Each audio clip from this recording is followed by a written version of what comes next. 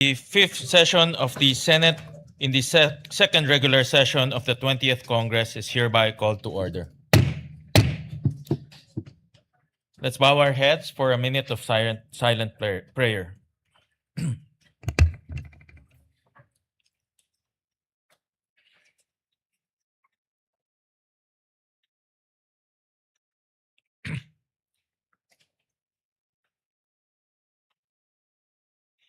Amen. The Secretary will please call the roll. Call of members, the Honorable Senator Aquino, Senator Cayetano Alan, Senator Cayetano Pia, Senator De La Rosa, Senator Ejercito, Senator Escudero, Senator Estrada, Senator Go, Senator Ontiveros, Senator Lacson, Senator Lapid, Senator Legarda, Senator Marcoleta, Senator Marcos, Senator Padilla, Senator Pangilinan, Senator Soto III, Senator Tulfo Erwin, Senator Tulfo Rafi, Senator Villanueva, Senator Villar Camil, Senator Villar Mark, Senator Zubiri, Senate President Gatchalian.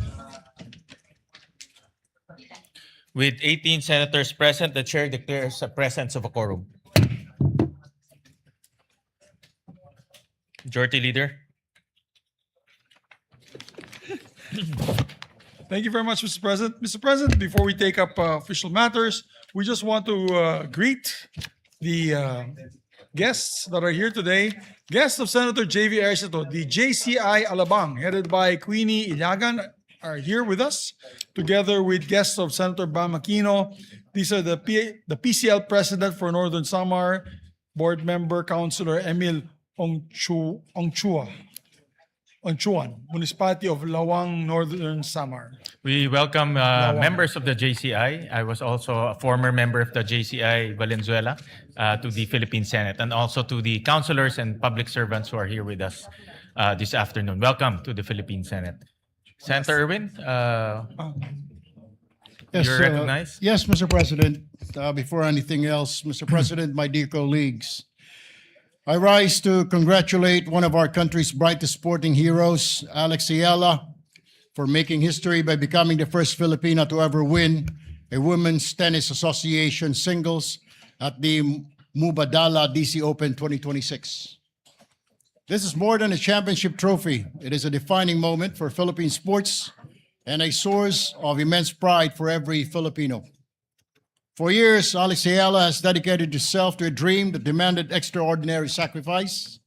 She trained tirelessly, competed against the world's best, overcame setbacks, and continued to believe in herself even when the odds were daunting.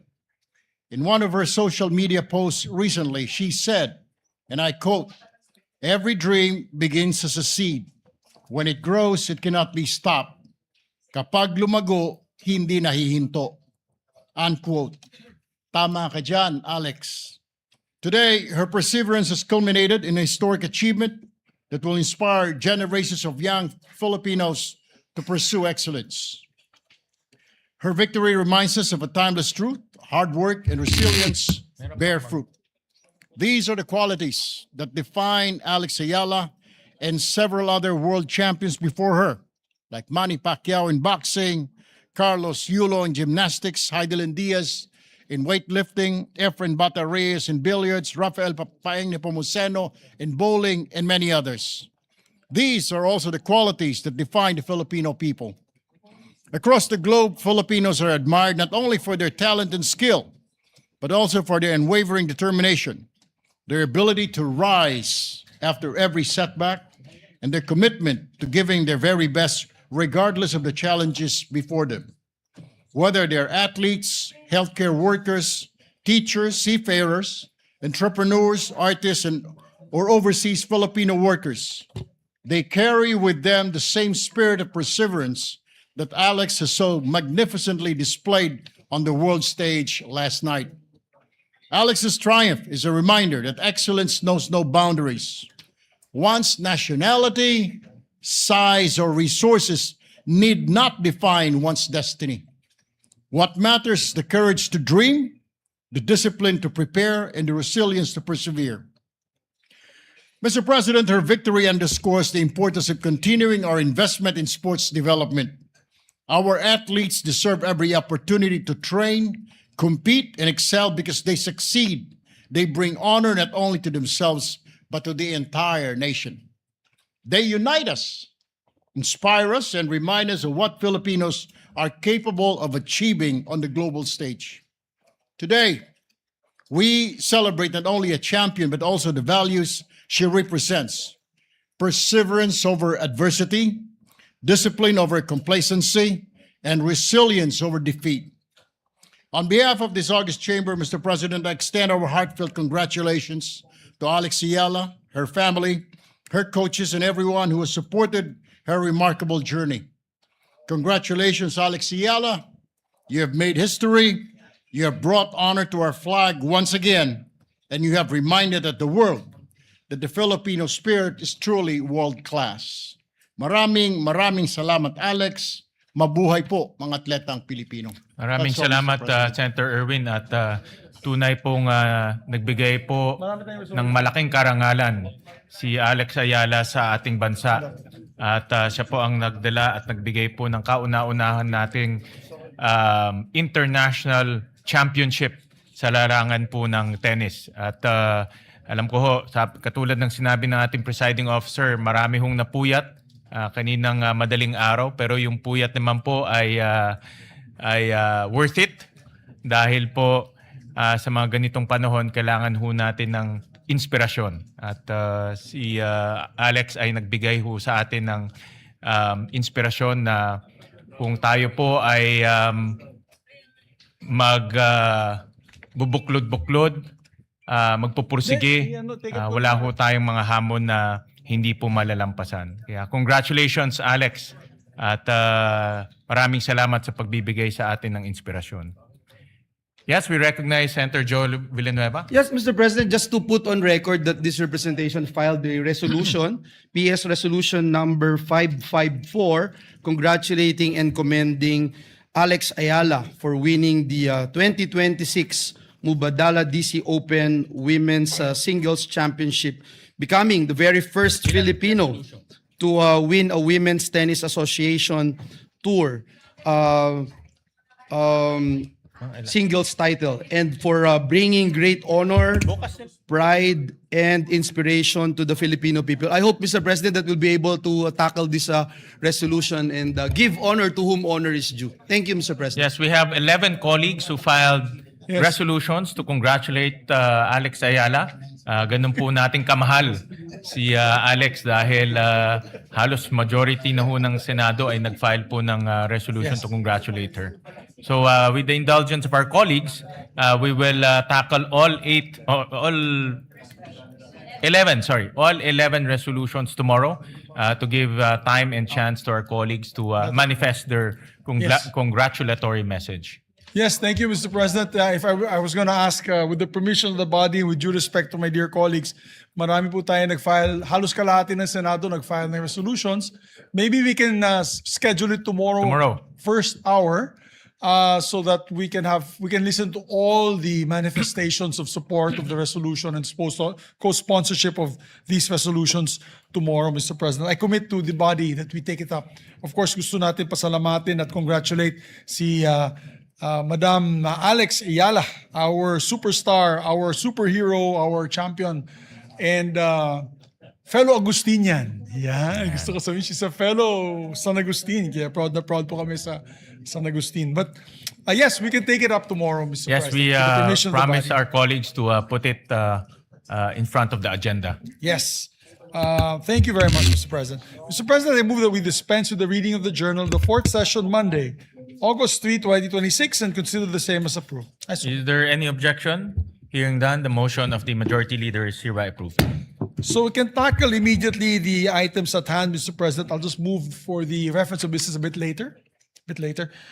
President, first on the item at hand is we have a move for the consideration of Senate Bill number 1992 under Committee Report number 54. I so move, Mr. President. Is there any objection? Hearing none, the motion is approved.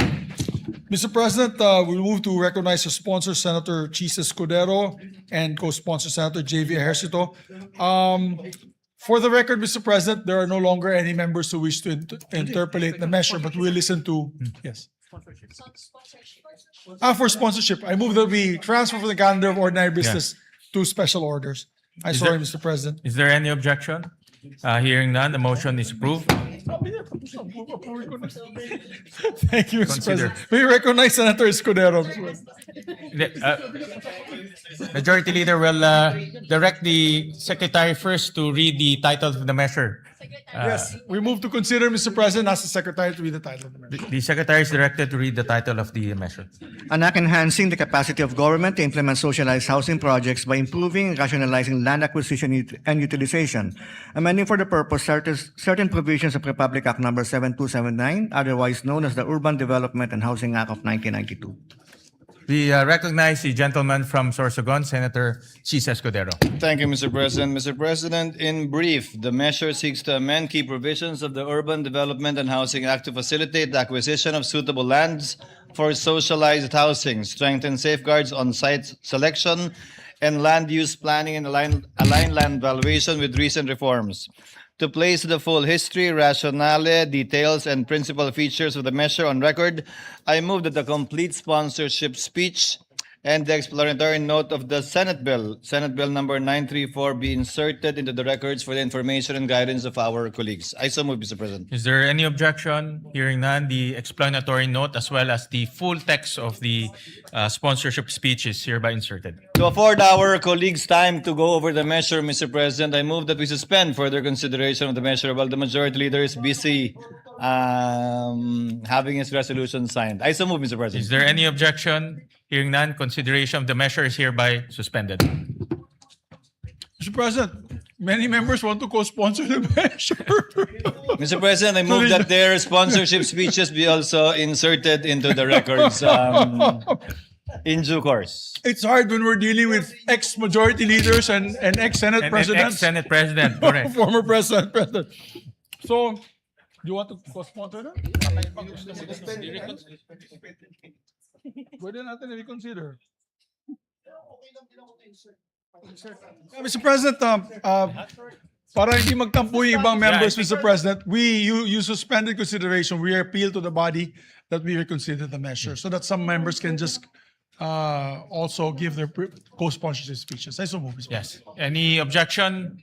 Hearing none, we move to consider again the said measure. Thank you, Mr. President, and recognize one of the co-sponsors. There's two who will co-sponsor, Senator JV and Senator Joel. Senator Joel is recognized, Mr. President, Deputy Majority Floor Leader. Yes, we recognize Senator Joel Villanueva. Yes, Mr. President, considering that the former Senate President already moved for the insertion of the co-sponsorship of this representation, I would yield, Mr. President, so we can do a lot more today.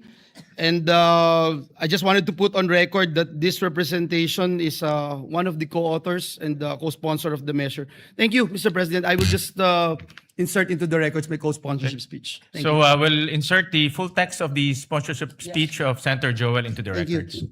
We'd like to also recognize a distinguished colleague, Senator J.V. Erskine, Mr. President. He would also like to just insert into the records his So co-sponsorship. we speech. also insert into the records the sponsorship speech of Senator J.V. Ercito. May I ask for a minute suspension, Mr. President? Session suspended.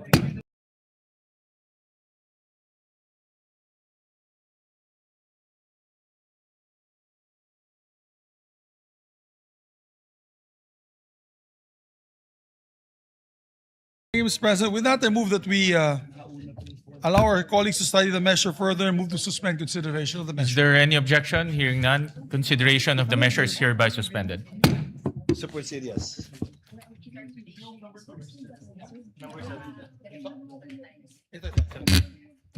Mr. President, I move that we resume consideration of Senate Bill number 70 under Committee Report number 55. Is there any objection? Hearing none, the motion is approved.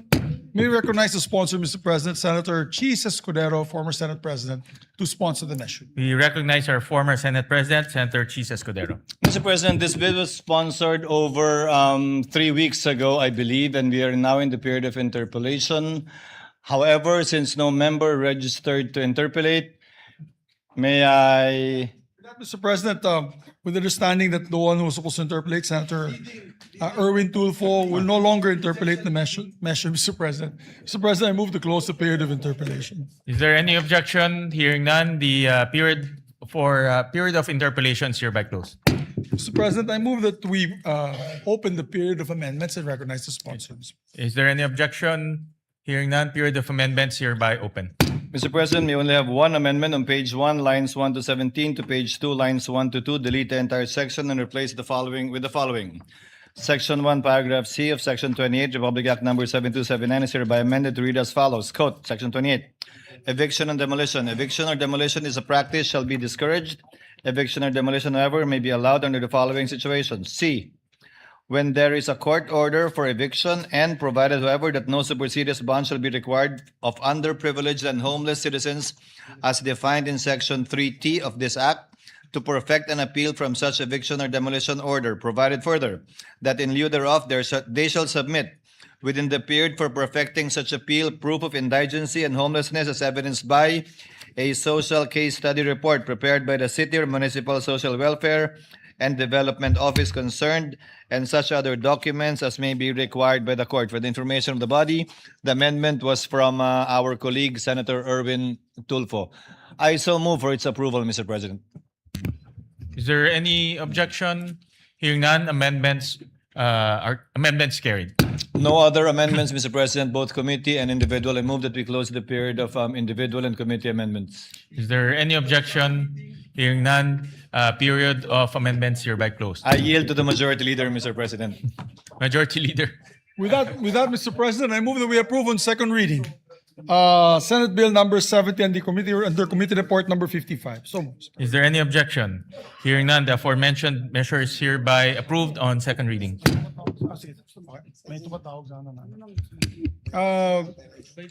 Mr. President, I move that we may I ask for a minute suspension, Mr. President. Session suspended.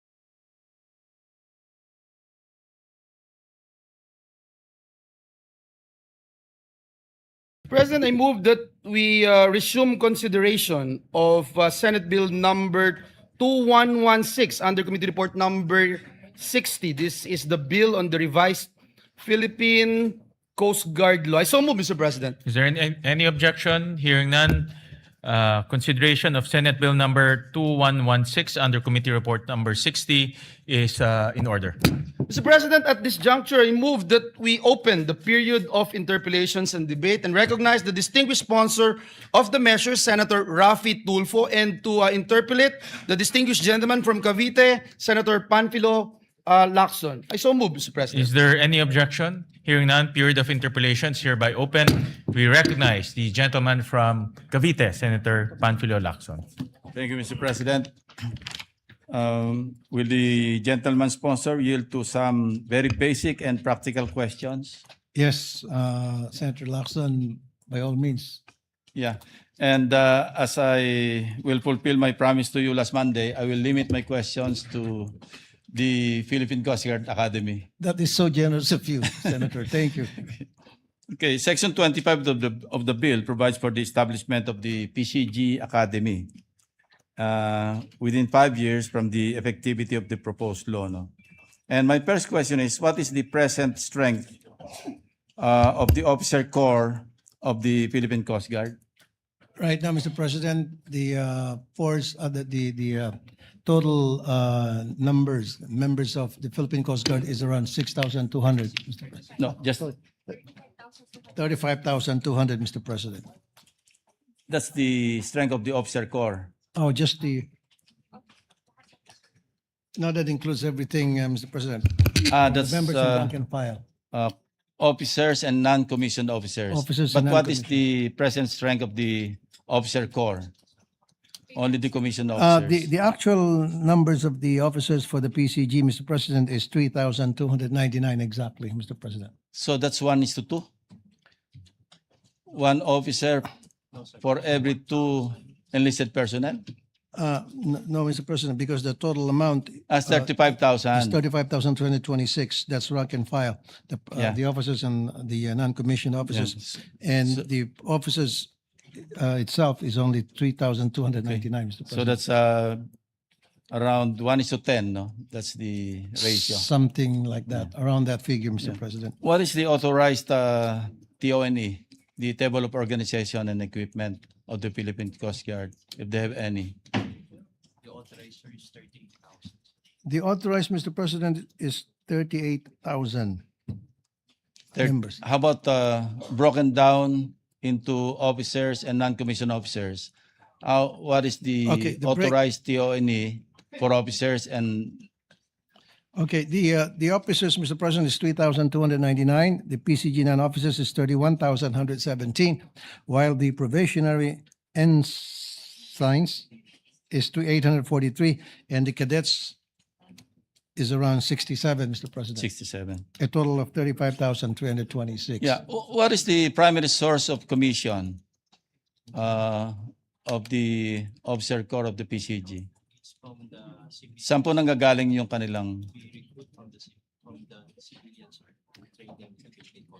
The recruitment is from the civilian population, Mr. President, and then they're going to be trained in Coast Guard, Philippine Coast Guard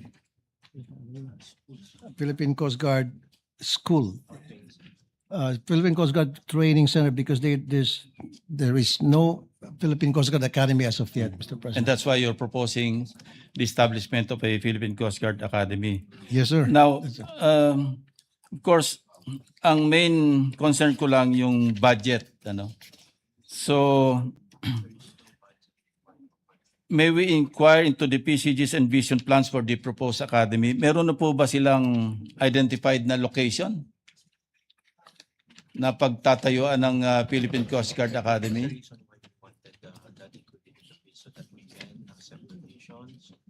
So right now, wala pa po, Mr. President. That's why it is just a proposal para dun sa mga magbibigay ng donation, they will be accepting donation. Makapag-umpisan sila maghanap ng location, Mr. President. And if nobody will donate, 5 years so- from now. Hopefully, Mr. President, we're looking forward to some Some people Good or groups, Samaritans. Good Samaritans that would donate, Mr. President. Okay, assuming that there's a donated lot, ano, to put up or construct the Philippine Coast Guard Academy, ang susunod na tanong is, ano yung funding required for the construction, and sama na natin yung annual operating budget to sustain the operations of the academy. Sa ngayon, Mr. President, hindi pa covered yan sa bill na final ko. Sa susunod na bill, that would be incorporated into it, Mr. President. So hindi pa kasama yung, but within 5 years, upon the effectivity of this measure, kailan may put up na yung Philippine Coast Guard Academy? Yes, Mr. President. In 5 So years. wala sa assumption na may magdo-donate, and wala pa sa assumption yung required funding for the construction plus operating expenses? Pag wala pong mag-donate, Mr. President, ang grand total na ina-assume na magiging total amount is going to be around 3.04 billion pesos, Mr. For the President. construction? For the constructions, everything. And what kasama. would be the annual projected appropriations to maintain?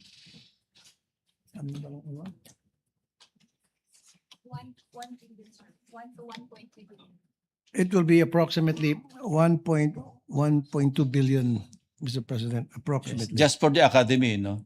Just for the academy itself. Hindi kasama yung budget ng Philippine Coast Guard at present. It's just for the establishment of the That is or correct, Mr. construction President, and- just for the Yeah, academy. and the maintenance.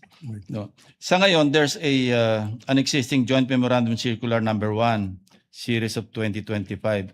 And last year when I was at the PMA, I was informed by the superintendent then that starting 2026, mag-allocate o mag-aalat ng 10 PMA cadets That is para correct, Mr. i-absorb ng PCG.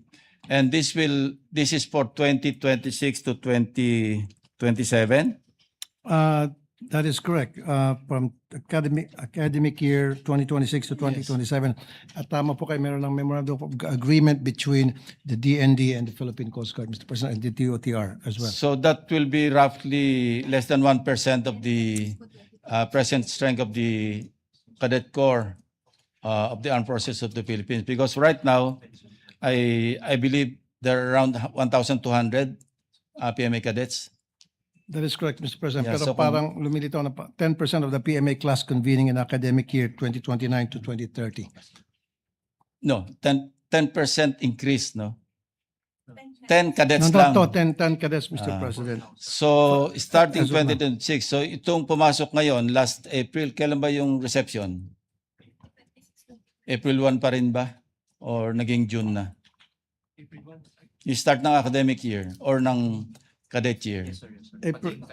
April 1, Mr. President. April 1, Ating still cadet. April 1. So, that's our reception day actually, our very first day in the academy as plebes. So, 2026, they will graduate 728. 2030 ang graduation ng Ang graduation. 2026 cadets. So by 2030, meron ng 10 PMA cadets, graduating cadets that will join or will be absorbed by the Philippine Coast Guard. That is correct, Mr. President. And starting 2029, magkakaroon ng 10% increase, di ba? So magiging 11, Correct, Mr. President. 2020, and so forth and so on. That is correct, Mr. President. Eventually, maximum of 10% of the graduating class, Mr. President. Yes. So in the meantime, na wala pa rito sa proposed measure yung construction ng, kasi wala pang lupa eh. Kaya, naghahanap pa lang, Mr. President. Naghahanap pa lang. So ma-activate lang ito once na may mag-donate ng lupa because wala ba kayong asset? Yeah, Wala bang Mr. asset ang Coast Guard? So ngayon, Mr. President, wala. Nag-aantay lang donation and then kung hindi, pwedeng isama to sa GAA, Mr. President. Yes, yes. The purchase of the lot. Ano? The purchase of the... Meron na ba silang iniisip kung saan ilalagay yung academy?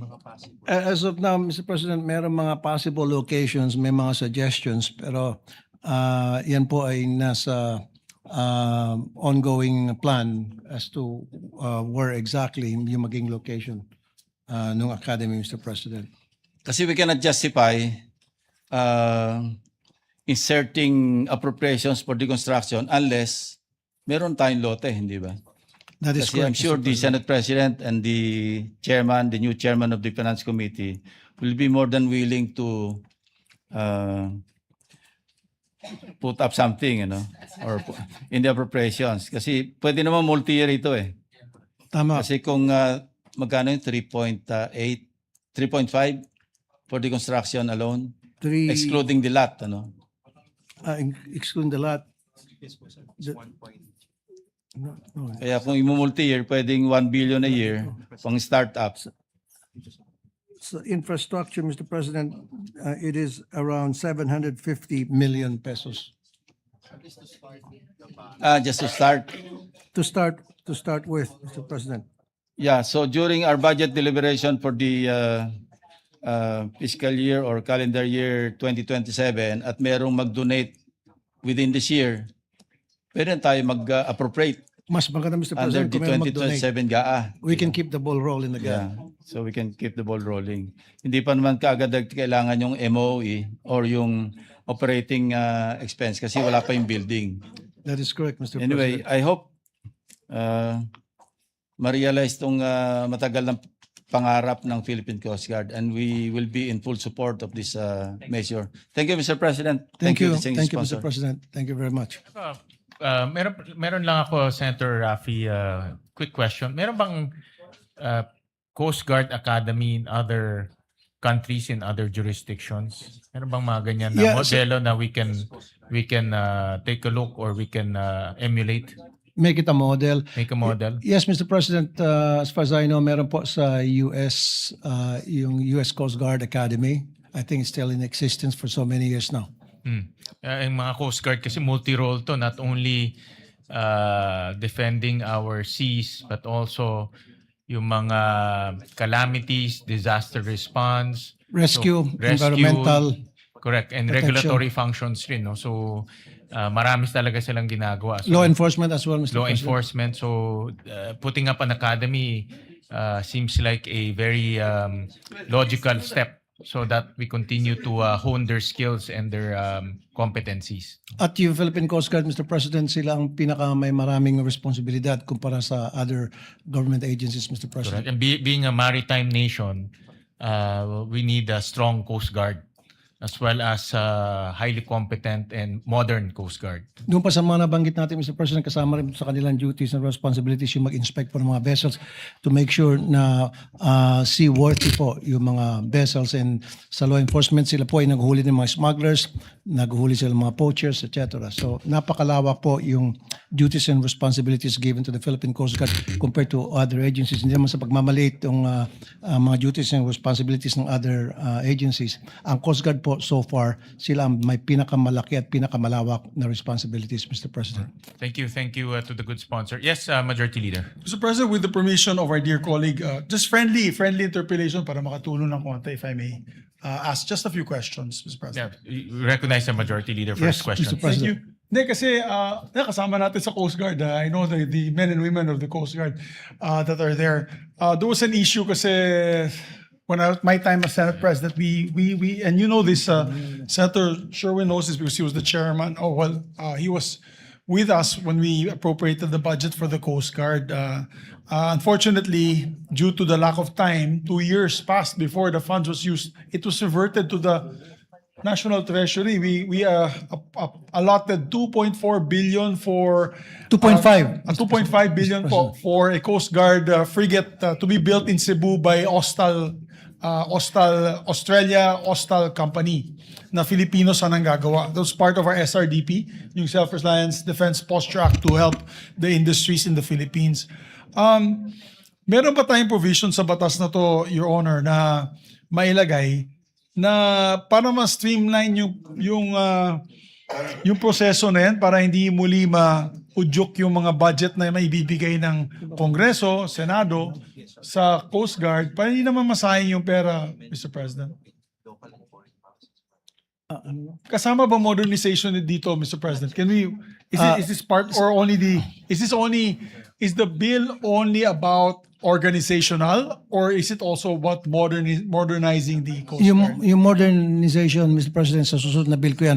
For now, Okay. sa organization na lamang ito Okay. nakafocus, Mr. So it's President. only for organization. At least I'm aware of that. And by the way, Mr. President, hero ka natin mga taga-Philippine Coast Guard nung ikaw ay nagpunta sa na 2.5, kaya lang unfortunately na-revert yun Yes. because of some technicalities. Actually, I wanted to meet. Maybe we can call them for a meeting, Mr. President, Mr. Chairman, Chairman of our Public Services. Kasi gusto ko lang malaman kung ano talaga nangyari. Dahil it's quite frustrating for Congress and the Senate to allot a budget and hindi naman na-implement. Para hindi naman masayang yung budget. Kasi yung 2.5 billion, we could have built how many classrooms? Senator Joel, alam niya kasi education yan. We could have built, oh my God, maybe 1,000 classrooms utilizing that fund. But and of course, our priority then was our sovereignty, our security, our support to the Coast Guard. So sana hindi na po mangyari yun. Maybe we can just find out. Kasi kung ang problema, DBM ba ang problema? Was it another agency stopping the sale? Was it DOTR itself? Para maayos po natin yung sistema. Para yung mga institutional amendments na ating mga colleagues dito hindi masayang. Mr. President, due to its confidential nature, the leadership of the Philippine Coast Guard will be more than happy and willing to sit down with you and come to your office to explain, Mr. President. Very good, Mr. President. Thank you very much, Mr. President. No further question. Mine was just to support the Coast Guard. Wala po tayong gusto kundi tulungan ang Coast Guard. Ito po yung mga bayani po natin, nakipagsuntukan, karate, arnis. Ang gusto ko nga, Mr. President, bilang chairman ng President of the NSA for Arnis, National Sports Association, bibigyan po namin sila ng libreng trainer para magpaluan sila ng Chinese. Kung gamitan kayo ng wushu, gamitin natin ng Arnis. That will be most welcome, Mr. President. Mr. Coast Guard. Thank you, Mr. President. I believe there's no other member who wishes to interpolate the measure, Mr. President. I move to close the period of yes. amendment. Is there any objection? Interpolation. Hearing none, the period period of interpellations hereby closed. Mr. President, I move that we open the period of amendment and recognize once again the sponsor. I believe he has a few amendments. Yes. Is there any objection? Hearing none, period of amendments hereby open. We recognize the sponsor, Senator Raffy Tulfo. Thank you, Mr. President. Mr. President, before I introduce the individual amendments, I would like to acknowledge all the members of the Senate for their valuable inputs and insights to enhance this proposed legislation. The following are the individual amendments.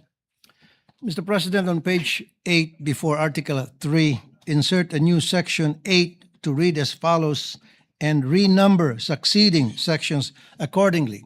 Section 8, subpoena powers. The PCG Commandant and the Investigation and Detection Management Service, or IDMS, Commander shall have the power to administer oath and issue subpoena ad testificandum and subpoena ducis tecum in relation to its investigation, provided that such powers shall be exercised solely by the aforementioned officials and may not be further delegated to any other persons or office. The subpoena shall state the nature and purpose of investigation, shall be directed to the person whose attendance is required, and in the case of a subpoena ducis tecum, it shall also contain a reasonable description of the books, documents, or things demanded which must be relevant to the investigation. Failure to comply with subpoena ad testificandum and subpoena ducis tecum shall authorize the filing of a case for indirect contempt under the rules of court with the regional trial court. I so move, Mr. President. Is there any objection to the amendments? Hearing Senator Lacson is recognized for his intervention. Just to emphasize my unqualified support to the measure, not only to the measure but to the Philippine Coast Guard. May I be made co-author of the measure, Mr. President? Yes, we Thank you, Mr. we insert into the records Senator Lacson, Senator Amy Marcos, Senator Mig Zubiri as one of the co-authors of the bill. Mr. President, with the permission of the body, I see everyone here raising their hand. Maybe we can make all members present now as co-author and co-sponsor. We will make all members of the Senate as co-authors of Thank the you so measure. very much, Mr. President. So going back to the amendments, any objection? Hearing none, amendments is carried.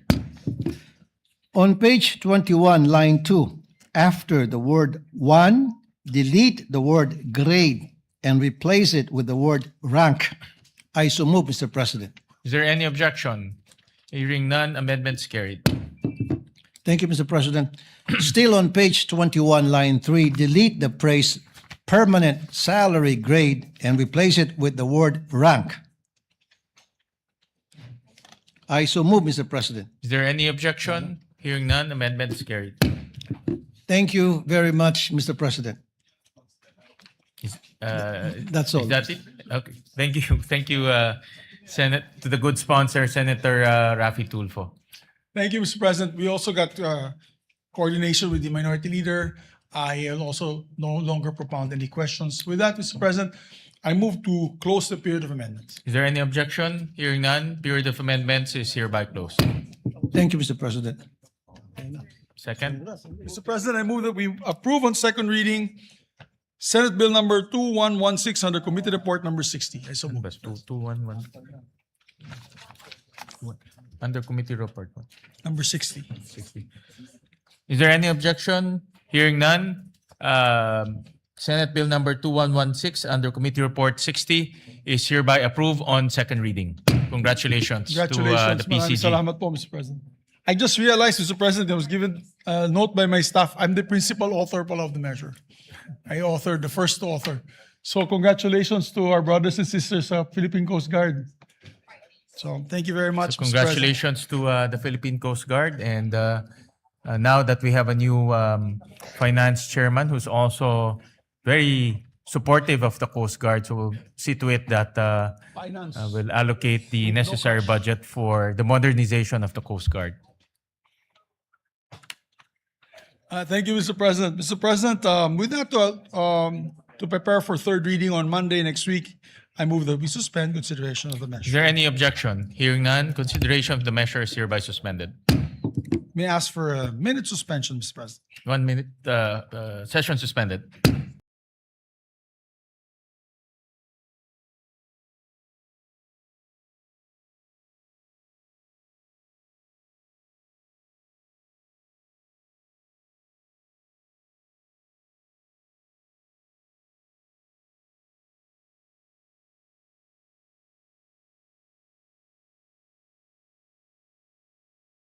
Mr. President, I move that we resume consideration of Senate Bill number 2090 under Committee Report number 57.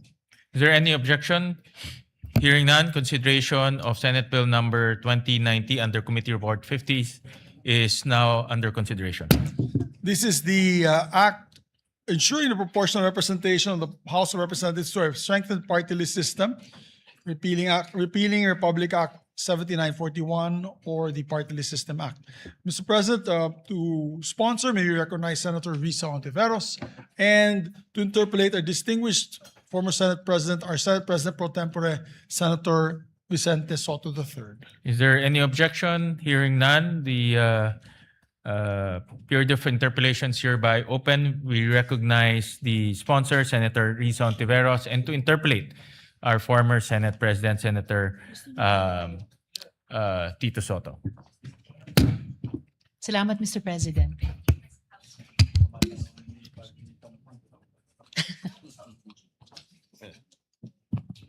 Thank you very much, Mr. President. Will the distinguished lady entertain some interpellations from this representation? Very gladly, Mr. President, also from one of the co-authors of this bill. Thank you. Thank you. Well, now that you mention it, in 1995, when we passed the original party list law, Senator Raul Roco was the chairman of the Committee on Electoral Reforms, and I was his vice chairman. So when we sponsored the measure, I was his co-sponsor.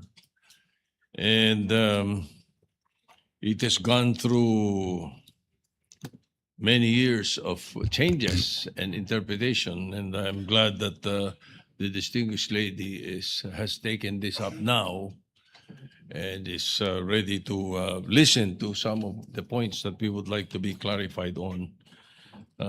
Because, as I mentioned, from the time that he passed it in 1995 of the president, there were misinterpretations, there were opinions that were, as a matter of fact, not in conformity with the original intention that we wanted, as the Constitution then mandated that we enact a law to come up with a party list system. Nevertheless, let me start. Your Honor, this distinguished lady from ano to? Yung Panay. Yes, Mr. Distinguished lady President. from Panay. Given that Article 6, Section 5 and 2 of the Constitution explicitly limited the one-half sectoral representation or sectoral reservation only to the first 3 consecutive terms following ratification. And more importantly, thereafter, panahon nga nila na Justice Tony Carpio, if I recall it right, the Supreme Court in the Atong Paglaom case already affirmed that this sectoral reservation was never meant to be permanent. Now, may I know from the sponsor of this measure now that we are tackling, if this 50-50 split being proposed under Section 11 of your bill, of this bill, may be constitutionally infirmed. You see, by reserving 50% of available seats for national and regional parties, which I believe are not inherently marginalized, does this provision not dilute the original intention of the framers of the Constitution na marginalized sector talaga ang gusto nilang bigyan ng representation sa party list? Mr. President, with all due respect, I would say that this provision does not dilute the intention of the framers. For the record muna po, Article 6, Section 5(2) of the 1987 Constitution states, the party list representatives shall constitute 20% of the total number of representatives, including those under the party list.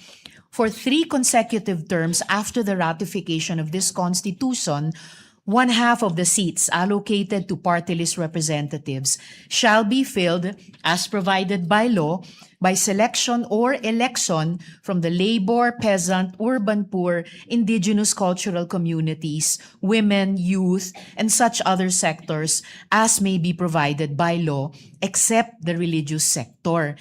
So Mr. President, totoo pong minamandato ng 1987 Constitution yung reservation ng 50% ng party list seats para sa sectoral groups, para sa 3 consecutive terms. Pero, hindi po sinasabi ng konstitusyon natin na yung reservation na ito ay para lamang sa period na ito.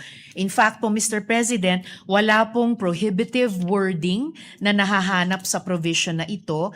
Kaya sinasabi ko po na ang Kongreso ay malayang maghubog po ng isang party list reform law tulad ng ginagawa natin ngayon, Mr. President. Yes. In fact, kung sasabi niyo nga, malaya ang Kongreso na gawin ang sa tingin nila ay naaayon. Ano? Ngayon, sabi nga, meron kasabihan tayo sa Pilipino yung nagsasabi ng tapat ay nagsasama ng maluwat. I definitely am not comfortable with letter A of your section 11. Let me be frank about it. Sabi dito, by the way, the bill that I proposed does not contain this, but this is contained in your proposal. 50% of the available seats under the party list system shall be reserved for national and regional political party organizations.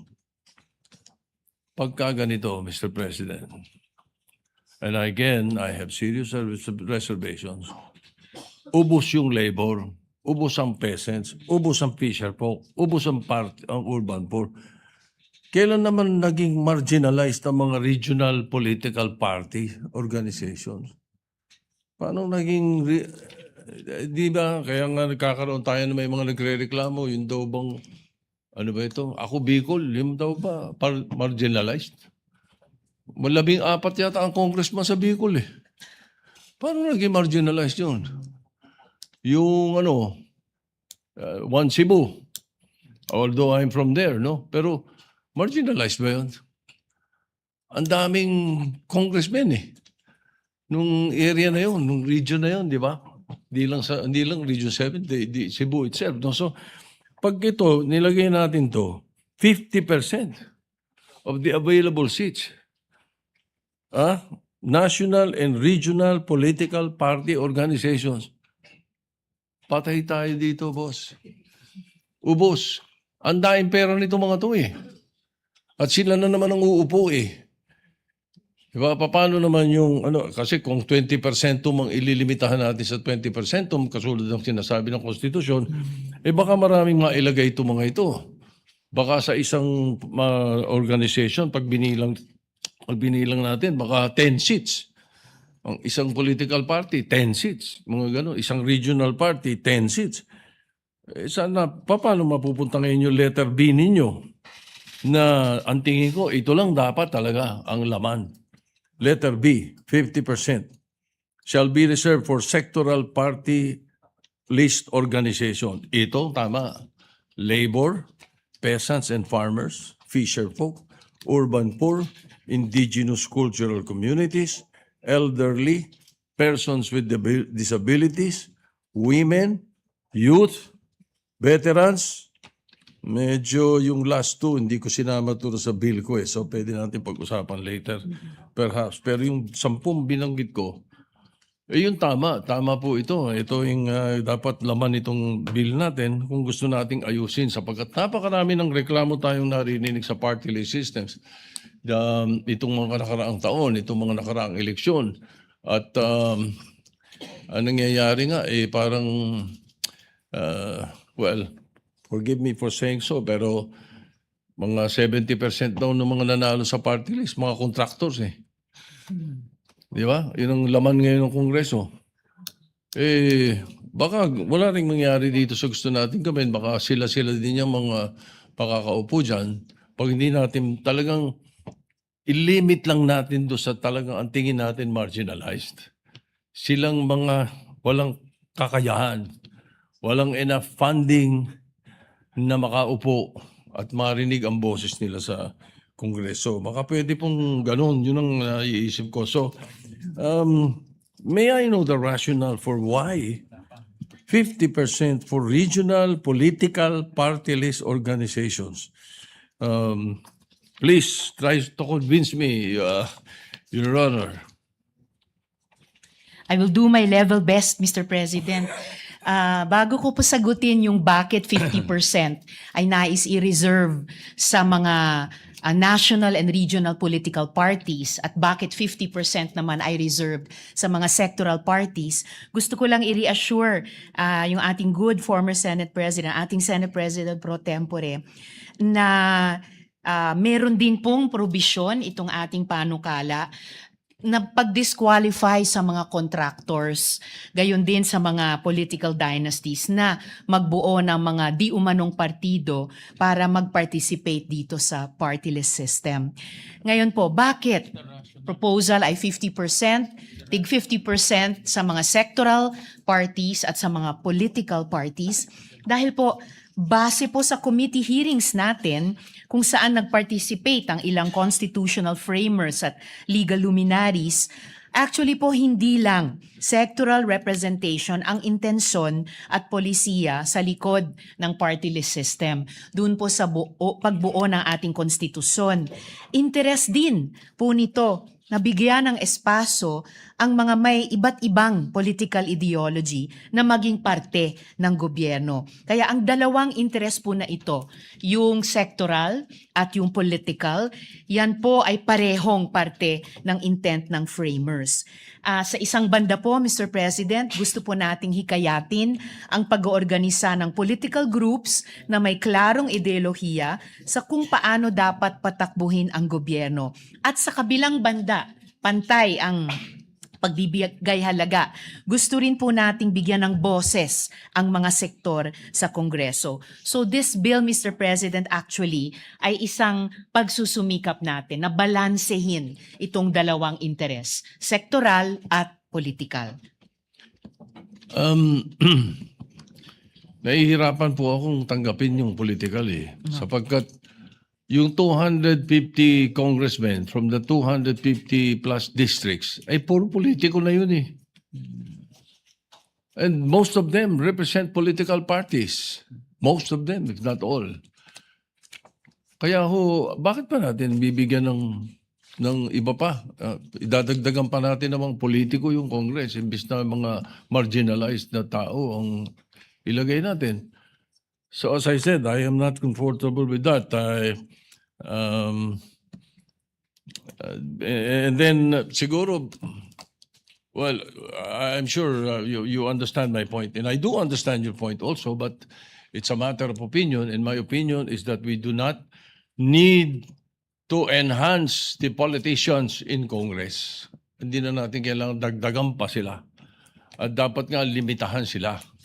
Yun ang naiisip ko. At magalit na sila sa akin kung magagalit, pero yung pong pananaw ko eh. Ngayon, nabanggit ko po yung sa inyong section 11 nga, yung 1 to 10, sabi ko, ito yung mga tama eh. Ito yung nararapat na nandiyan dyan sa party list system sa Kongreso. Yung number 13, 10, 11 and 12 medyo pag-usapan natin later on perhaps or on another time. No? But overseas workers at saka yung sexual and gender minorities. And then 13 workers in the informal economy. Medyo kailangan nating i-define mabuti ito. Sino ito eh? Ngayon, yung number 14, okay? Let me move on to number 14 sa sinasabi mo. Any other group of citizens who share similar physical attributes or characteristics, employment, interests, or concerns which the COMELEC may recognize upon clear and convincing evidence are economically, politically, or socially marginalized and underrepresented. Now,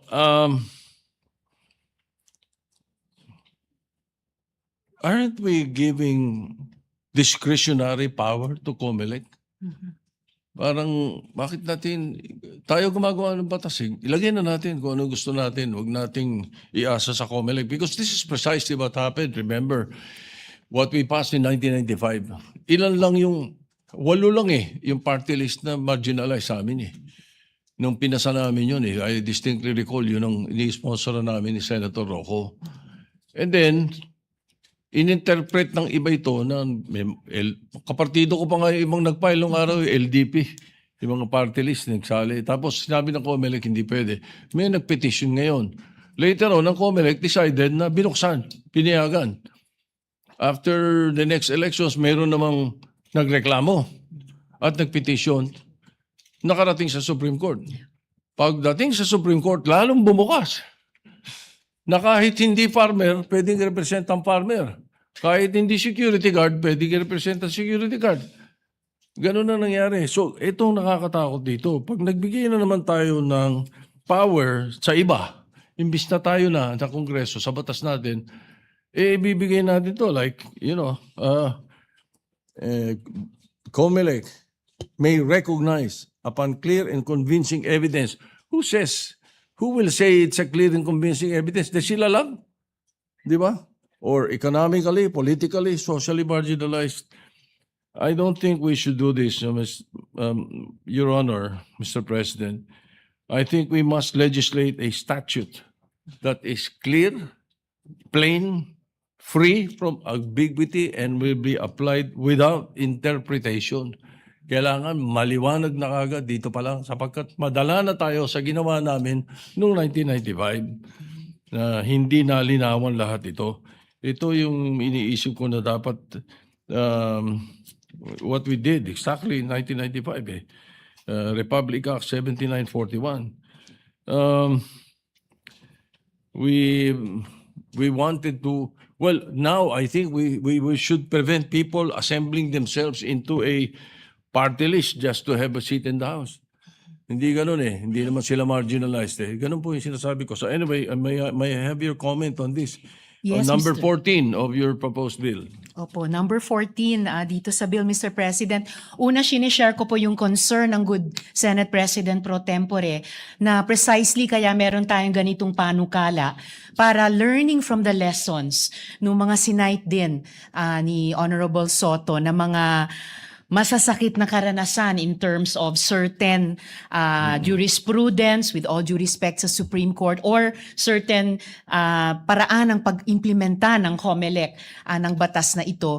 Gusto nating bumalik in some way sa original na intent ng konstitusyon. At the same time, mabigyan ng espasyo yung mga grupo who over the years ay dinedefine ang sarili nila in terms of sector or in terms of political ideology. So totoo po, binibigyan natin sa provision na ito ng discretion ang COMELEC. Pero I would say, Mr. President, strictly circumscribed pa rin. Under this provision, Section 11B14, may requirement na ang grupo ay economically, politically, or socially marginalized and underrepresented.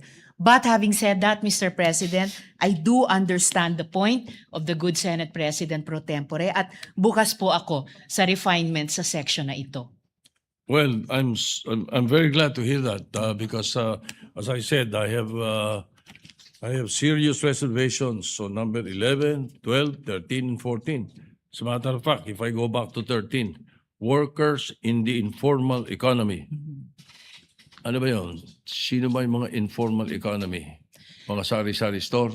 Kasama na po sila, Mr. President, pero particular din yung mga pong nagtatrabaho, not necessarily bilang empleyado, bilang mga manggagawa at mga entrepreneurs, lalo na nung panahon po ng pandemya, kung kailan po umusbong yung digital economy na tinatawag, mga self-employed, mga hindi nag-e-enjoy ng employer-employee relationship tulad ng mga nasa formal economy. So, sa ilalim po ng batas, wala po silang karapatan o benepisyo. Kasama na po yung pagiging miyembro ng SSS o GSIS for that matter, Pag-ibig, PhilHealth. Wala po silang pagkakataon o karapatan na magbuo ng union at makipagtawaran sa kanilang management. So ilan po ito sa mga subsectors na umusbong sa loob ng kinikilalang informal economy, Mr. President. Well, again, I hope we get the chance during the period of amendment. Let's define it. If this is Yes, Mr. necessary, President. workers in the informal economy, we have to define it more. But just not but just saying informal economy. Agree po, Mr. President. Moving on. If a political party list can win up to 10 seats, because that is how this bill is framed, no? While a sectoral organization is capped at 3, does this not create a structural imbalance that will favor the political parties over the sectoral ones? Parang lumala pa ito kaysa ro sa mga kinakatakutan kong dating problema sa party list. Actually, Mr. President, sinusubukan na nating i-address yun at the outset. Dahil yung 20% ng House of Representatives na reserved para sa party list system ay subsequently hahatiin pa in equal halves na kalahati po nun reserved dun sa sectoral party lists. So sabihin natin kung 30 po yan, kasi kung 60 plus ngayon ang magiging 20% of the House, kung 60 plus ay reserved para sa party list system, 30 plus nun naka-reserve po para sa political parties, 30 plus po nun naka-reserve para sa sectoral parties. At kung may butal po sa paghahati sa tig 50%, yung butal na isang seat ay marireserve dun sa sectoral parties. So posibleng 31 seats reserved sa political parties, 32 seats para sa sectoral parties. Kaya po pinapanukala na ang bawat political party na magka-qualify for seats sa party list system ay may cap ng 10 ay dahil gusto nating i-encourage talaga yung paglakas ng mga tunay na political parties na meron talagang mga natatanging vision of society at platform of governance. Kaya naman po pinapanukala dito na yung mga sectoral parties, dahil malamang mas marami sila ay nakakap sa 3, ay dahil gusto naman nating i-encourage yung mas maraming mga sektor na makapagbuo ng mga partido nila at mag-qualify na umupo sa party list system ng House of Representatives, Mr. President. What percentage of the votes are we envisioning here? Dito po, Kasi yes, yung Mr. dati, no? President. Yung dati, ang nakalagay doon 2% Opo. of the votes cast of the electorate, ano? Opo. Ngayon, ito yung nagkaroon ng puwersa ang COMELEC na eh. Talagang ginalulungkot kong sabihin, pero totoo ito.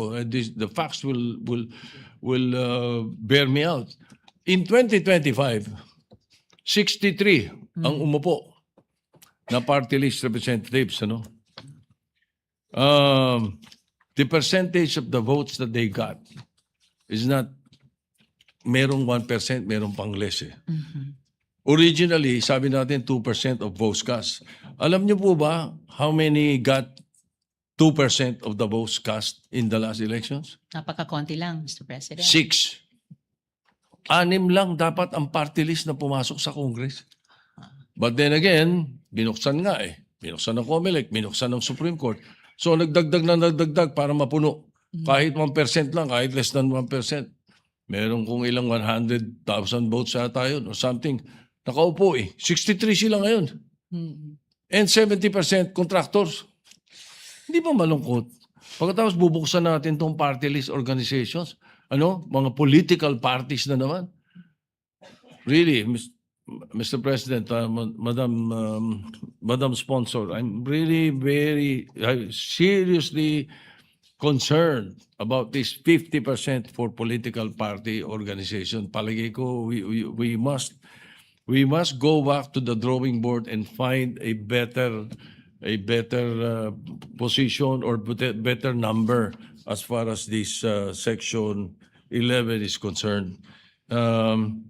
And then also, if I recall it right, during the committee hearings, majority of your resource speakers manifested that there should be no reserved seats, but a first past the post system in the voting for party list representatives in this bill. In this bill, it reverted to proportional voting. Yun ang sinasabi nila. So, kung ganito po yung karamihan na sinasabi ng resource speakers, ano po ang wisdom behind our version now, the proposed version natin ngayon? Gusto po natin, Mr. President, in fact, bawiin sa kamay ng COMELEC yung any discretion in terms of paano i-apply o paano magbuo at mag-apply ng formula. Gusto po nating i-provide yon, isang bagong formula based on the experiences of the last 30 years, provide for it by law.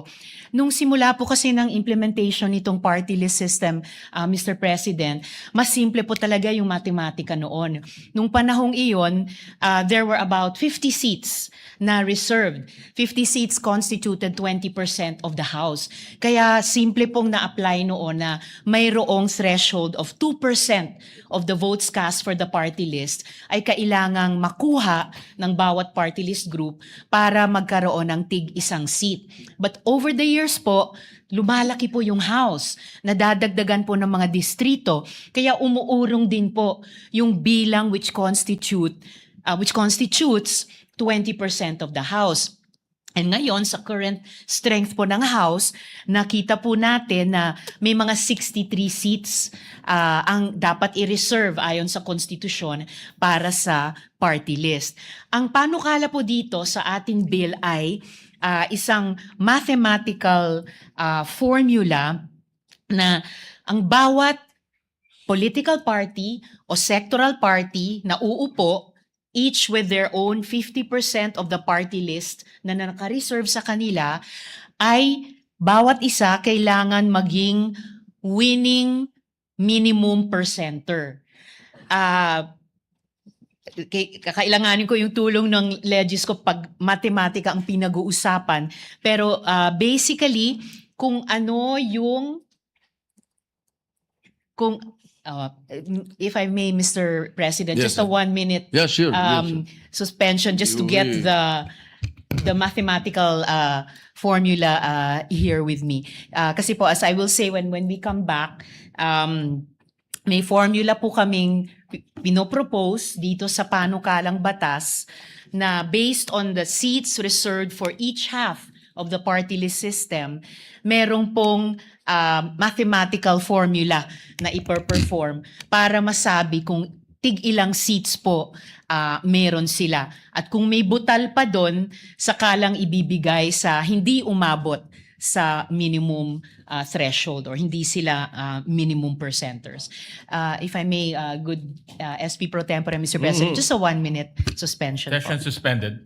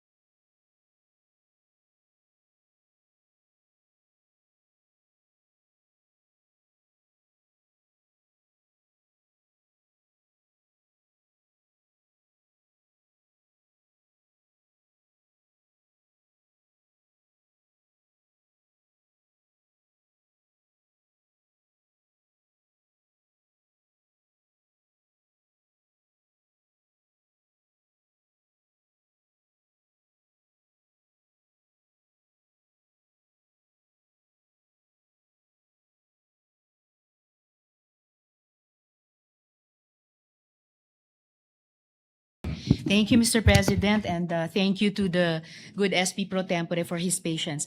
So, Mr. President, una po, dun sa definition of terms, the winning minimum percentage threshold for sectoral party list organizations refers to the percentage value of 1 divided by the number of available seats for sectoral party list organizations multiplied by 100%. Yun po yung basic formula.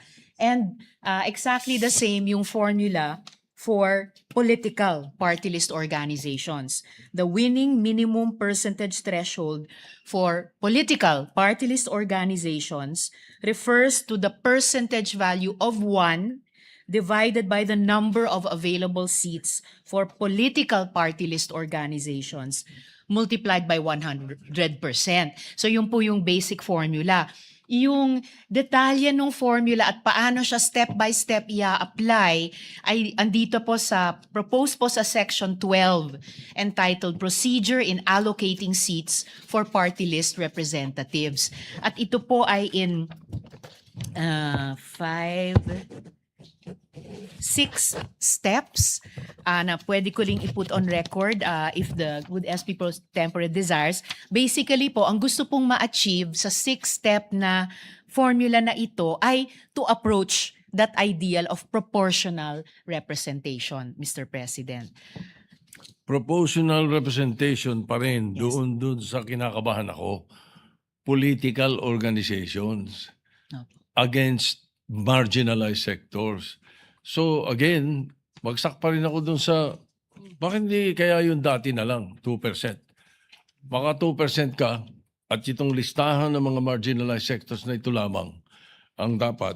Pag hindi ka naka 63 o hindi naman, so what? Kung 10 lang ang nakakapasok, 10 lang. Hindi po ba mas maganda yun? Nakakatipid pa nga ang gobyerno eh. Kesa naman sa tatambakan tayo ng 70% na kontraktor, ang congressman.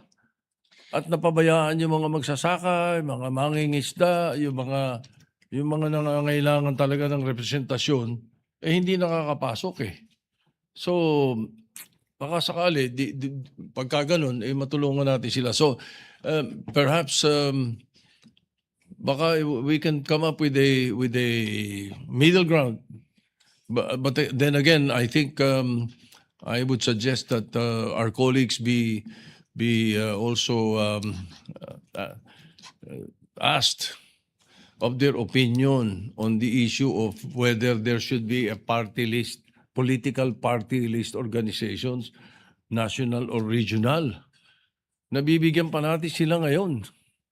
Imbes na ibalik natin sa original na intention ng mga framers, original intention ng 1995 na bill, na sectoral, yung marginalized ang pagbigyan, eh bibigyan pa natin yung mga political parties, regional, national, ng silya, na kalahati noong maaaring maupo.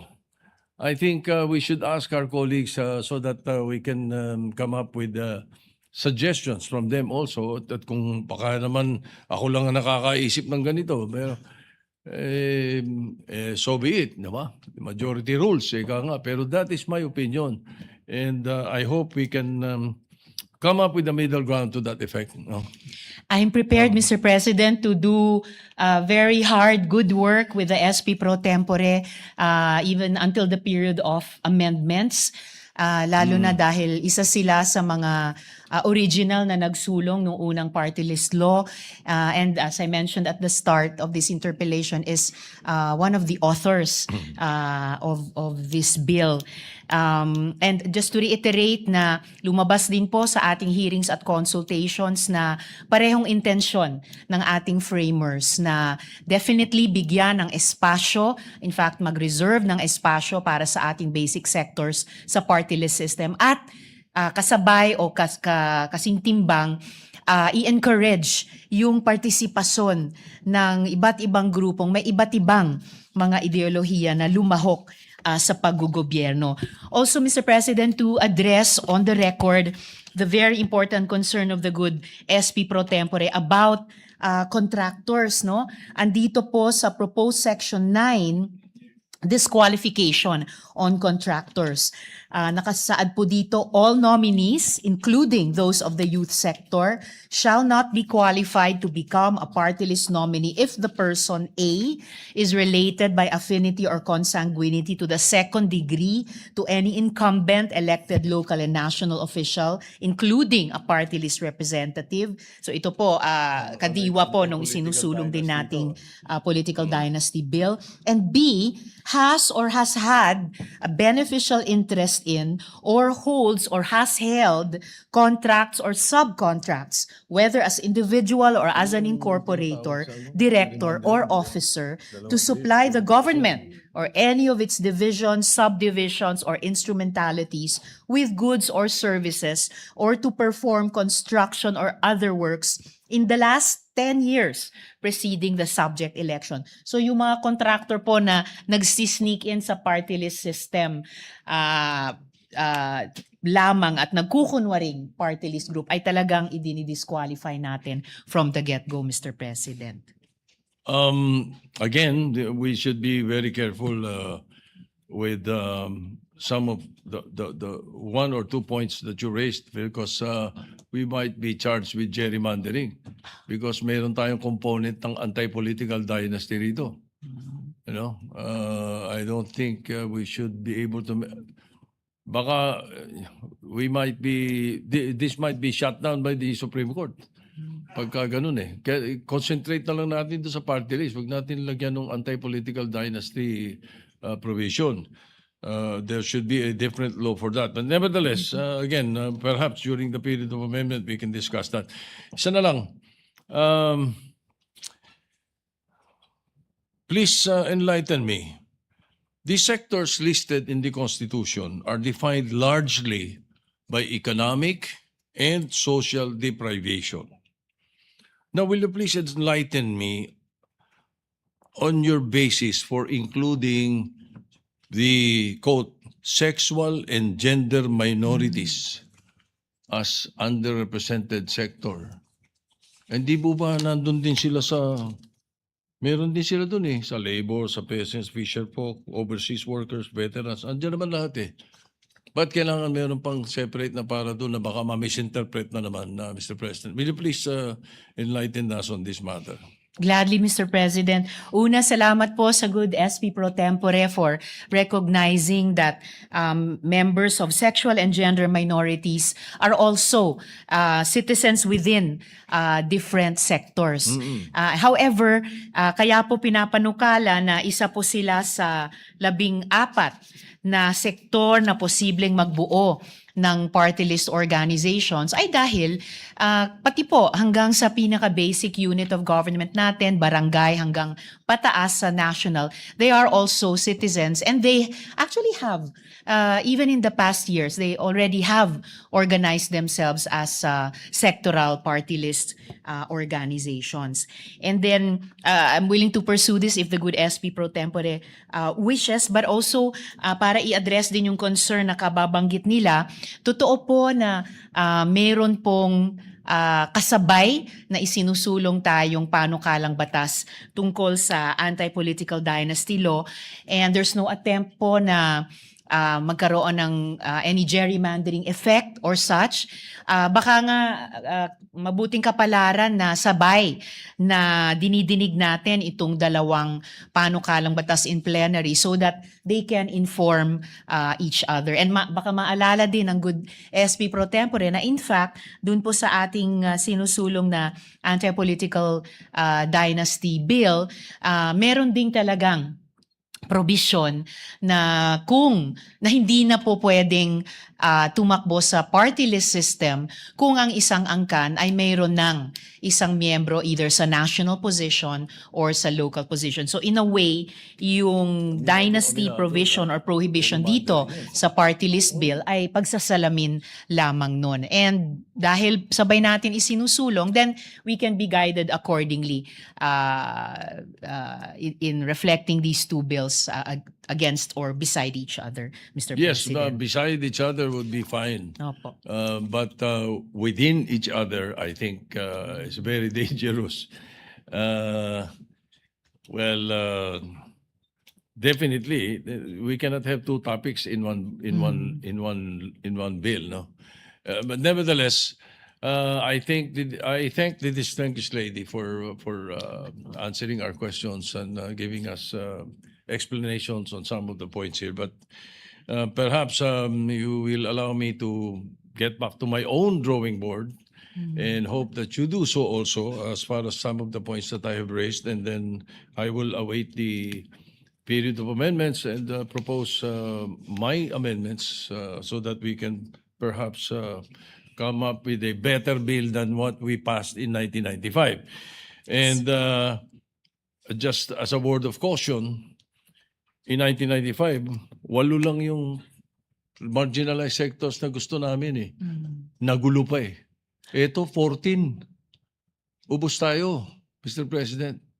I guarantee you, mahihilo tayo dito sa mangyayari sa party list system. Baka lumala kaysa sa kasalukuyang meron tayo ngayon. So I think we should really study this very well. And perhaps in the period of amendments, we can propose to the distinguished lady some amendments that she will be able to accept. Thank you, Mr. President. Thank you ma'am. so much, Mr. President. Maraming salamat po, SP Pro Tempore. As I said, very happy to work with the good SP Pro Tempore on amendments that we could agree on to improve the bill. Salamat po, Mr. Maraming salamat President. to our former Senate President, Tito Soto, and also to the good sponsor, Senator Rizzo Ontiveros. It's about time to come up with this bill and really need to give the voiceless a voice in Congress and in legislation. And marami hong dapat ho talaga tayong ireforma pagdating sa party list sector natin. So we'll continue the interpellation later on with, I think, a few more of our colleagues would want to propound some questions. Yes, Mr. So President. with that, we will Move to suspend. Yeah. consideration of the matter. So any objection? Hearing none, the measure is hereby suspended. Mr. President, thank you. Mr. President, we just have a few housekeeping, then we'll proceed with the reference of business. Mr. President, pursuant to Rule 10, Section 13 of the Rules of the Senate, I move the following senators be elected as members of the following committees on the part of the majority. Mr. President, on the Committee on Cooperatives, I move that we elect Senator Hontiveros, Senator Pangilinan, Senator Lapid, and Senator Aquino. I so move, Mr. President. Is there any objection? Hearing none, the aforementioned senators are hereby elected. Mr. President, on the Committee on Cultural Communities and Muslim Affairs, I move that we, on the part of the majority, move to elect Senators Hontiveros, Lapid, and Tulfo. I so move, Mr. President. Is there any objection? Hearing none, the aforementioned senators are hereby elected. On the part of the Committee on Culture and Arts, we move to elect Senators Lapid, Escudero, and Aquino. Is there any objection? Hearing none, the aforementioned senators are hereby elected. Committee on Sustainable Development Goals, Innovation, and Future Thinking, we move to elect Senator Lapid, Senator Aquino, and Senator Erwin Tulfo. Is there any objection? Hearing none, the aforementioned senators are hereby elected. Mr. President, on the Committee on Tourism, we move to elect Senator Pangilinan, Senator Tulfo, Erwin, Senator Rafi Tulfo, Senator Lito Lapid, Senator Escudero, and Senator Bam Aquino. Is there any objection? Hearing none, the aforementioned senators are hereby elected. And also, as chairperson of the Committee on Foreign Relations, I move to designate Senator Erwin Tulfo and Senator Lauren Legarda as vice chairpersons of the committee. I so move, Mr. President. Is there any objection? Hearing none, the aforementioned senators are elected as vice chairpersons. Mr. President, also upon the instruction of the chairperson, the manifesto designates Senator Joel Villanueva as vice chairperson of the Committee on Banks, Financial Institutions, and Currencies. I so move, Mr. Is President. there any objection? Hearing none, the aforementioned senators hereby elected as vice chairperson. And also for the record, Mr. President, Senators Robin Hood Padilla and Senator Bongo would also like to insert their co-sponsorship speech for Senate Bill number 1992. 1912. So inserted. Thank you. I mentioned earlier about Senator Legarda, no? On the party list. Did I read that, Mr. President? Oh, well, anyway, once again, just for the record, Senator Legarda would like to be made co-sponsor of Senate Bill number 2090, or the Party List Reform Bill, and that her co-sponsorship speech be inserted for the record. So recorded. Thank you, Mr. President. With that, I move for the reference of business. Is there any objection? Hearing none. Motion is carried. The secretary is directed to read the reference of business. Bills on first reading, Senate Number 2211, an act providing for incentives and benefits for health workers in the private sector, appropriating funds therefore and for other purposes. Senator Ejercito. Saan na yun? Saan na yun? Ito? Refer to the Committees of Health and Demography and Finance. 2212, creating the Philippine Transportation Security Authority, defining its powers and functions, appropriating funds therefore. Senator Ejercito. Refer to the Committees on Public Services, Civil Service, Government Reorganization, and Professional Regulation and Finance. 2213, establishing and institutionalizing a performance measurement system to promote a culture of meritocracy in government, amending RA 11292, the Seal of Good Local Governance Act of 2019. Senator Ejercito. Refer to the Committees on Local Government, Economic Affairs, and Finance. 2214, strengthening public health emergency preparedness in the Philippines, providing for a national public health emergency response plan, and mandating relief and recovery measures, appropriating funds therefore. Senator Ejercito. Refer to the Committees on Health and Demography and Finance. 2215, institutionalizing an emergency medical services system, appropriating funds therefore and for other purposes. Senator Ejercito. Refer to the Committees on Health and Demography, Local Government, and Finance. 2216, promoting workers' health and wellness, providing incentives to employers for the implementation of workforce wellness and workplace improvement programs, and appropriating funds therefore. Senator Ejercito. Refer to the Committees on Health and Demography, Labor, Employment, and Human Resources Development, Ways and Means, and Finance. 2217, providing for the development of sustainable cities and communities in the country. Senator Ejercito. Refer to the Committees on Urban Planning, Housing and Resettlement, and Sustainable Development Goals, Innovation, and Future Thinking. 2218, amending RA 10586, the Anti-Drunk and Drug Driving Act of 2013. Senator Ejercito. Refer to the Committees on Public Order and Dangerous Drugs and Public Services. 2219, providing an option for qualified members in the non-career service to pay voluntary contribution to the GSIS, amending RA 8291, the Government Service Insurance System Act of 1997. Senator Ejercito. Refer to the Committees on Civil Service, Government Reorganization and Professional Regulation, and Government Corporations and Public Enterprises. 2220, establishing a multi-species freshwater hatchery in Tayug, Pangasinan, appropriating funds therefore. Senator Villar C. Refer to the Committees on Agriculture, Food and Agrarian Reform, and Finance. 2221, establishing multi-species freshwater hatchery in Umingan, Pangasinan, appropriating funds therefore. Refer to the Committees on Agriculture, Food and Agrarian Reform, and Finance. 2222, multi-species freshwater hatchery in Santa Maria, Pangasinan, appropriating funds therefore. Senator Villar C. Refer to the Committees on Agriculture, Food and Agrarian Reform, and Finance.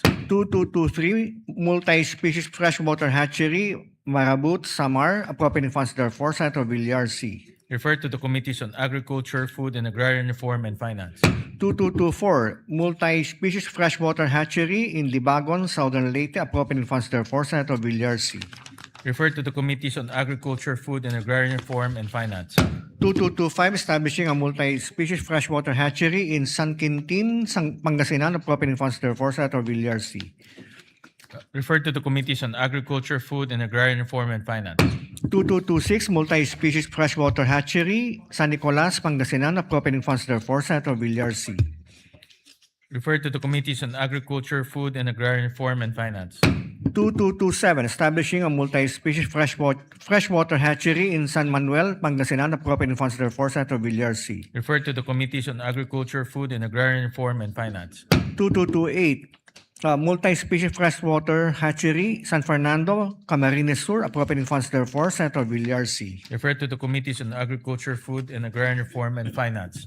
2229, multi-species freshwater hatchery, Rosales, Pangasinan, appropriating funds therefore. Senator Villar C. Refer to the Committees on Agriculture, Food and Agrarian Reform, and Finance.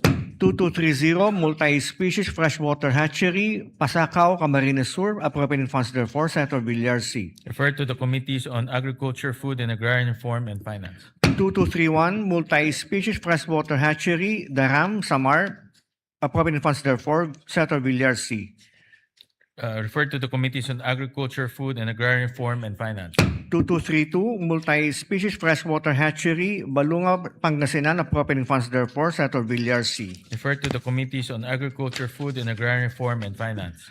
2233, institutionalizing the Philippine Fiber Industry Development Program, creating the Philippine Fiber Development Council, defining its powers and functions, and providing funds therefore, Senator Villar C. Referred to the Committees on Agriculture, Food, and Agrarian Reform, Science and Technology, and Finance. Resolution 425, directing the appropriate Senate committee to conduct an inquiry into the alarming frequency of red and yellow alerts issued by the National Grid Corporation of the Philippines that have resulted in power interruptions in Visayas and Luzon, with the end view of ensuring power stability and reliability throughout the country, Senator Gatchalian. Referred to the Committees on Energy and Public Services.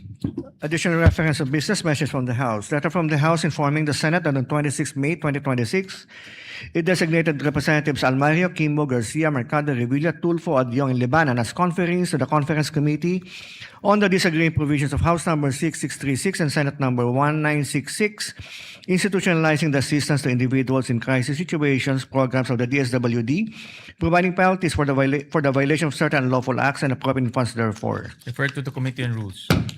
Letter from the House informing the Senate that on May 26, 2026, it passed the following House bills in which it requests the concurrence of the Senate. House Number 122, declaring March 17 of every year as Homonhon Landing Day, a special non-working holiday in Eastern Samar. 494, declaring October 5 of every year as Araw ng Del Gallego, special non-working holiday in Del Gallego, Camarines Sur. 611, amending RA 10776, declaring May 8 of every year as Hermosa Day and a special working holiday and no-class day in schools in Hermosa, Province of Bataan. 671, declaring January 23 of every year special non-working holiday in Tanay, Rizal. 685, declaring March 8 of every year special non-working holiday in Province of Davao de Oro. 688, declaring August 1 of every year special non-working holiday in Compostela, Davao de Oro. 936, declaring July 22 of every year special non-working holiday in General Santos in commemoration of its Balaan Day celebration. 982, declaring August 13 of every year special non-working holiday in Ilocos Norte to commemorate the birth date of Master Weaver and Ilocano icon Magdalena Gamayo, to be known as Magdalena Gamayo Day. 1049, declaring March 7 of every year special non-working holiday in the city of Tagum, amending RA 9193. 1069, declaring December 15 of every year special non-working holiday in Amulong, Cagayan, in commemoration of its founding anniversary. 1076, declaring August 18 of every year special non-working holiday in Solana, Cagayan. 1278, declaring August 6 of every year special non-working holiday in Pilar, Sorsogon. 1414, declaring November 17 of every year as Araw ng Carmen, special non-working holiday in Carmen, Surigao del Sur.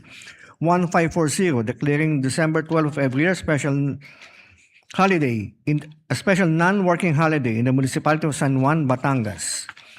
1695, declaring February 11 of every year special non-working holiday in Ibaan, Batangas. 2053, declaring June 16 of every year a special non-working holiday in Baybay, Leyte. 2224, declaring April 21 of every year special non-working holiday in Calamba, Laguna. 2658, December 13 of every year, a special non-working holiday in General Trias, Cavite. 2939, June 16 of every year, special non-working holiday in Ilagan. 2953, declaring July 27 of every year, special non-working holiday in Bacong, Negros Oriental. 3273, declaring February 1 of every year, special non-working holiday in Camarines Norte, repealing RA 9090.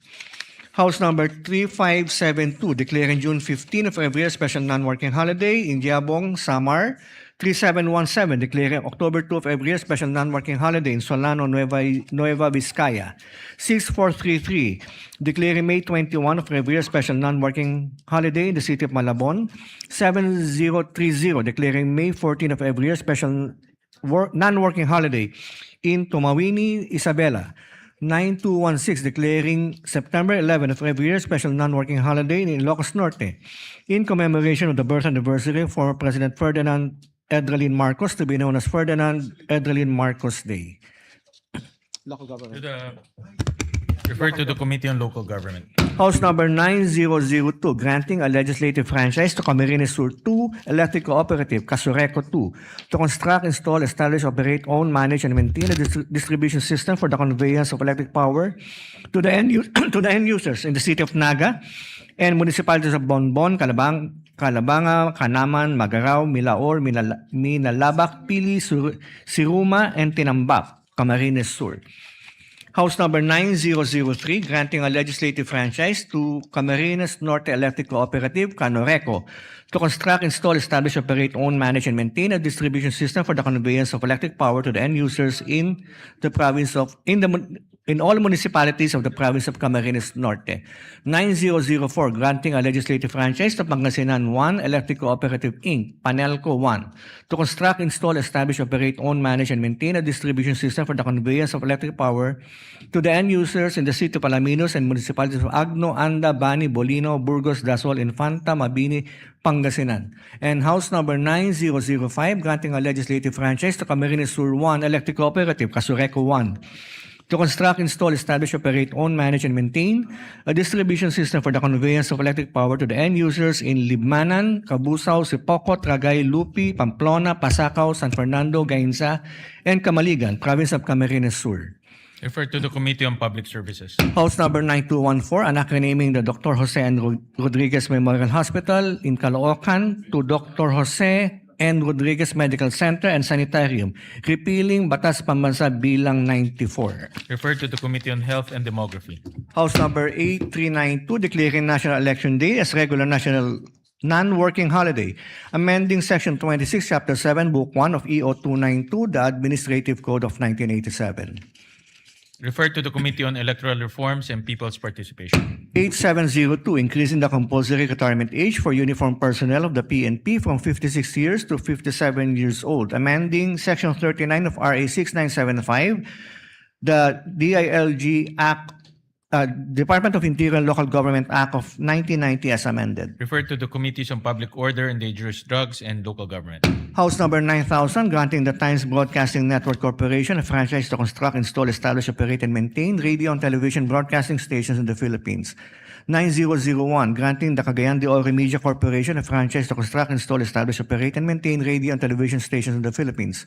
And House Number 9010, granting First Gas Pipeline Corporation a franchise to construct, install, own, operate, and maintain pipelines for the transportation and distribution of natural gas, petroleum, and petroleum products throughout the Philippines. Refer to the Committees on Public Services.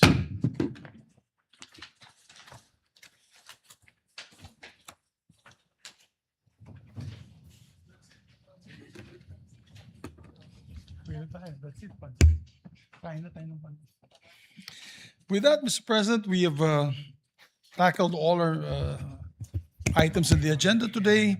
I move that we adjourn session until 3 o'clock in the afternoon, Wednesday. I'm still waiting. Baka may mag-object. Wednesday, Mr. President, August 5, 2026. I so move. Is there any objection? Hearing none, session is adjourned until 3 o'clock in the afternoon, Wednesday, August 5, 2026. Thank you very much, Mr. President.